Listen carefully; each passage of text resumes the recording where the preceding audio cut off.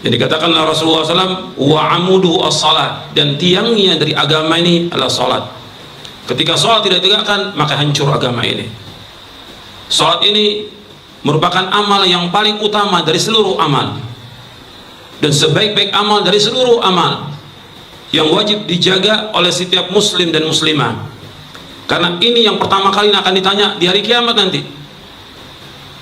Seorang muslim dan muslimah akan ditanya oleh Allah pertama kali masalah salat. Kalau salatnya baik, seluruh amalnya akan baik. Awwalu ma yuhasabu bil 'abdu yaumal qiyamati as-shalah. Idza salahat salahas lahu sa'iru amali wa idza fasadat fasada sa'iru amali. Kata Nabi SAW, yang pertama dihisab pada hari kiamat adalah masalah salat. Kalau salatnya baik, seluruh amalnya akan baik. Kalau salatnya jelek, rusak, maka seluruh amalnya akan rusak.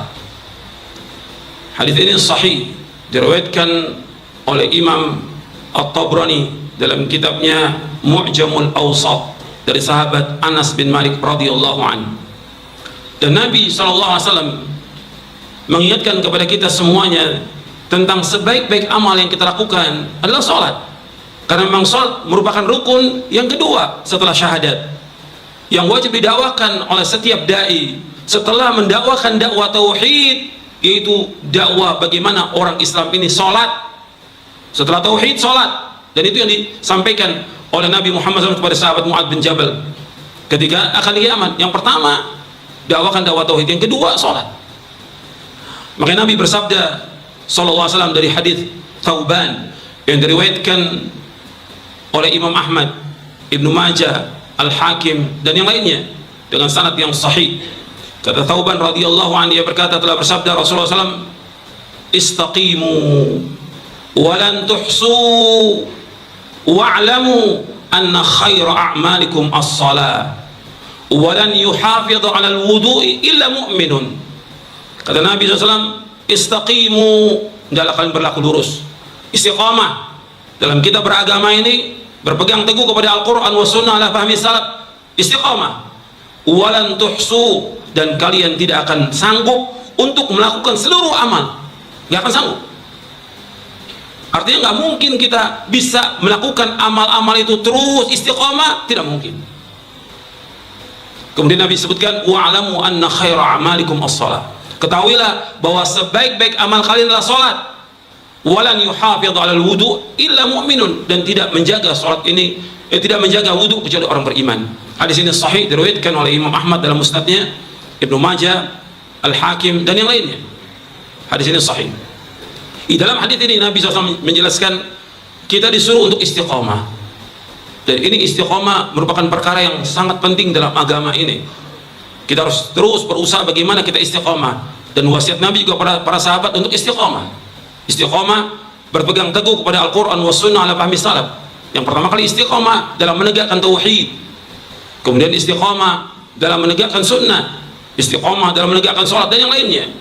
Kemudian Nabi ingatkan di sini, walan tuhsu, artinya kalian tidak akan bisa untuk istiqamah melakukan seluruh amal. Bapak, ada juga orang yang tadinya dia melakukan sedekah, tapi nggak bisa dia istiqomah terus sedekah, mesti ada masanya dia berhenti. Nuntut ilmu juga demikian, sholat malam, puasa atau yang lainnya, tapi tetap dia harus berusaha.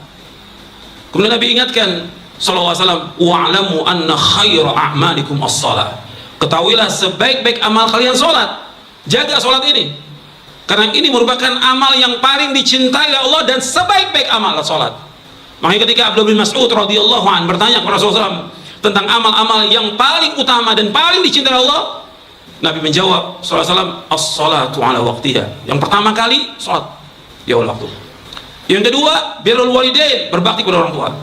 Yang ketiga, jihad fisabilillah. Hadis ini sahih, diriwayatkan oleh Imam Bukhari dan Muslim dari sahabat Abdullah bin Mas'ud radhiyallahu anhu. Sebaik-baik amal, seutama-utama amal yang paling dicintai Allah adalah salat. Ini wajib kita jaga, dan tidak bisa menjaga wudu itu kecuali orang beriman.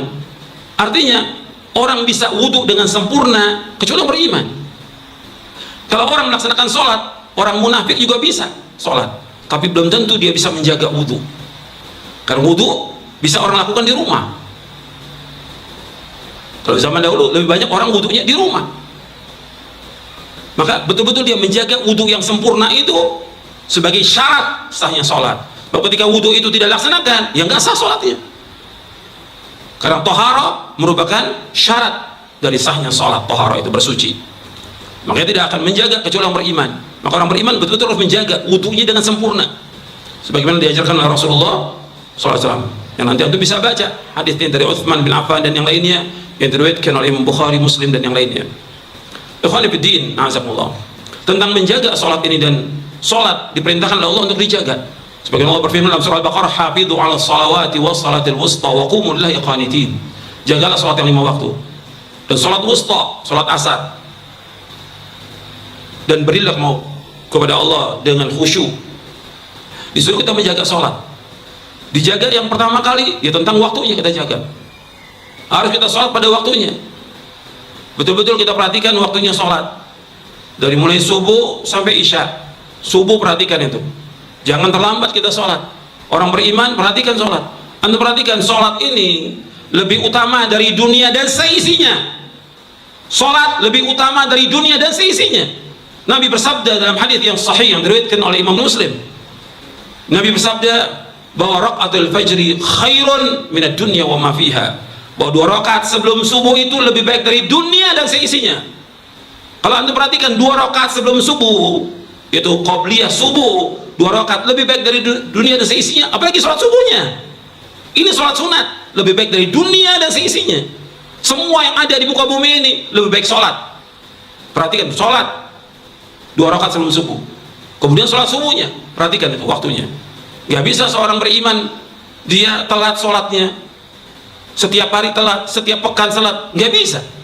Dia harus jaga itu sholatnya, sholat subuh dan sholat-sholat yang lainnya, sholat isya juga. Karena 2 sholat yang paling berat atas orang munafik, sholat subuh dan sholat isya. Inna athqalas sholat al munafiqin sholatul fajr wa sholatul isya. Lau ya'lamuna ma fihi ma la atauhuma walau habwan.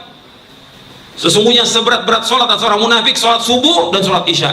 Kalau seandainya mereka mengetahui tentang keutamaan kedua sholat itu, mereka akan datang ke masjid itu meskipun dengan merangkak. Ini hadis sahih Bukhari dan Muslim. Perhatikan, makanya para sahabat radhiyallahu anhum majma'in, ketika ada orang yang tidak hadir sholat subuh, asana dzan bihi, kami suudzon kepada dia, jangan-jangan dia munafik. Perhatikan, sahabat ketika ada orang yang tidak hadir sholat subuh, mereka suudzon, jangan-jangan orang munafik. Jadi ukuran tuh, sholat subuh jadi ukuran.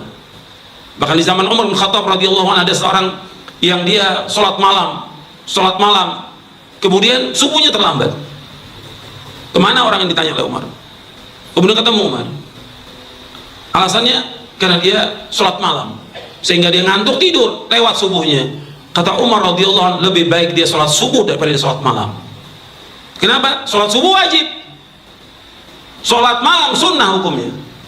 Lebih penting sholat yang wajib daripada yang sunnah. Itu yang harus diperhatikan. Jadi begitu para sahabat radhiyallahu anhum ajma'in. Ikhwan fillah, azakumullah. Jadi tentang waktu sholat perhatikan, sholat subuh, zuhur, asar, maghrib, isya, perhatikan tuh. Kalau udah datang waktunya sholat, tinggalkan semua pekerjaan kita, semua usaha, dagang, apa aja, rapat, segala tinggalkan untuk sholat. Karena Allah merintahkan kita untuk sholat. Adzan dikumandangkan untuk melaksanakan sholat yang 5 waktu di masjid.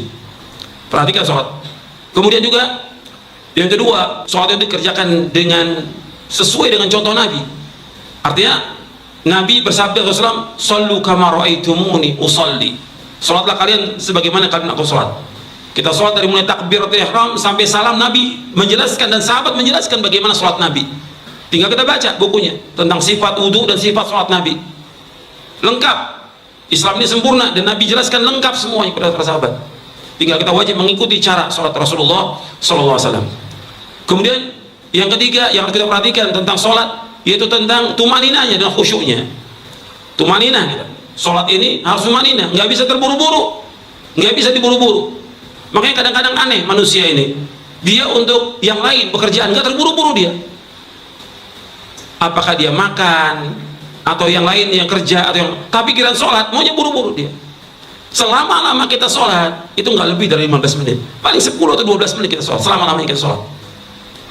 Makanya Banyak orang yang ketika sholat terburu-buru, ini godaan dari syaitan.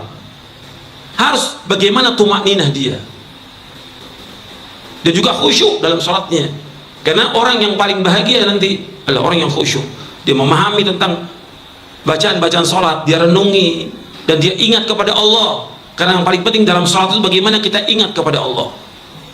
Zikrullah, ingat kepada Allah. Perhatikan ketika dalam sholat, yang kita perhatikan bagaimana kita ingat kepada Allah.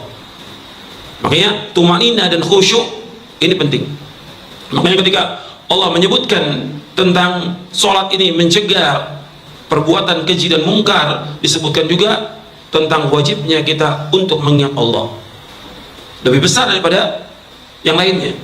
Allah menyebutkan dalam surah Al-Ankabut di ayat 45, utlu ma uhi ilaika minal kitabi wa aqimis shalah innas salata tanha 'anil fahsya'i wal munkar wala dzikrullahi akbar wallahu ya'lamu ma tasna'un. Bacalah apa yang diwahyukan kepada kamu dari Al-Quran ini.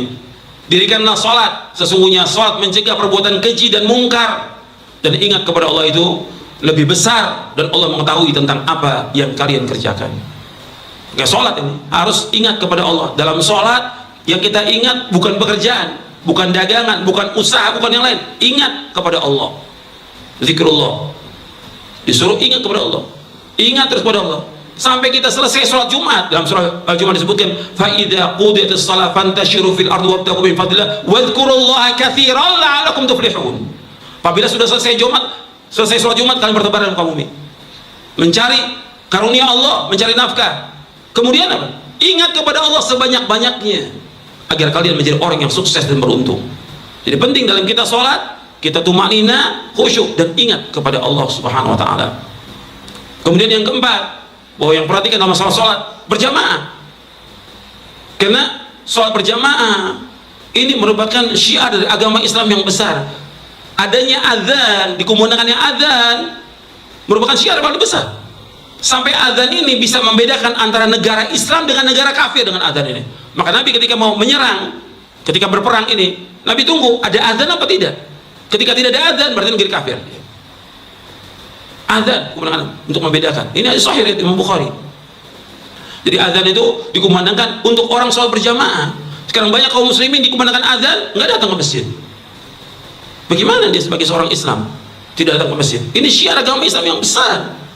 Makanya disebutkan dalam tafsir Mukatsir ketika menafsirkan ayat dalam surah Al-Baqarah ayat 43, wa aqimus salata wa atuz zakata warka'u ma'arakin. Dirikanlah salat, keluarkanlah zakat, dan rukulah bersama orang yang ruku. Disebutkan bahwa para ulama mengambil dalil dengan ayat ini tentang wajibnya salat berjamaah. Istadal akhirul bihadil ayat ala wujub salat berjamaah. Bahwa para ulama mengambil dalil dari ayat ini tentang wajibnya salat berjamaah.